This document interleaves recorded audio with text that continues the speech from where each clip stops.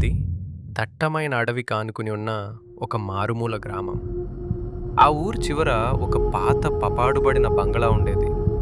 దాని చుట్టూ ఉన్న తోటలోకి సాయంత్రం 6 దాటితే ఎవరూ వెళ్ళేవారు కాదు. ఒకరోజు సంతోష్ అనే కుర్రాడు తన స్నేహితులతో పందెం వేసి అర్ధరాత్రి ఆ తోటలోకి వెళ్ళాడు. చేతిలో ఒక చిన్న టార్చ్ లైట్ తప్ప ఏమీ లేదు.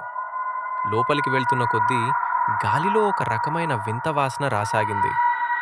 అకస్మాత్తుగా ఒక చెట్టు వెనుక నుండి ఒక నల్లని నీడ వేగంగా వెళ్ళడం సంతోష్ చూశాడు. ఎవరక్కడా అని గట్టిగా అరిచాడు.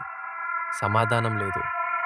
కానీ ఆ పాత బంగళా కిటికీ నుండి ఎవరో తననే చూస్తున్నట్లు అనిపించింది.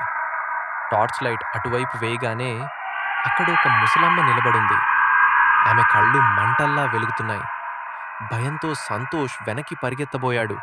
కానీ తన కాళ్ళు ఎవరో గట్టిగా పట్టుకున్నట్లు అనిపించి అక్కడే పడిపోయాడు. కింద చూస్తే మట్టిలో నుండి 2 నల్లని చేతులు తన కాళ్ళను లాగుతున్నాయి. "ఆ!" సంతోష్ గట్టిగా కేకలు వేస్తూ తన దగ్గర ఉన్న చిన్న దేవుడి లాకెట్ను పట్టుకున్నాడు. వెంటనే ఆ చేతులు మాయమైపోయాయి. ఊపిరి పీల్చుకుంటూ ప్రాణాలతో బయటపడ్డాడు.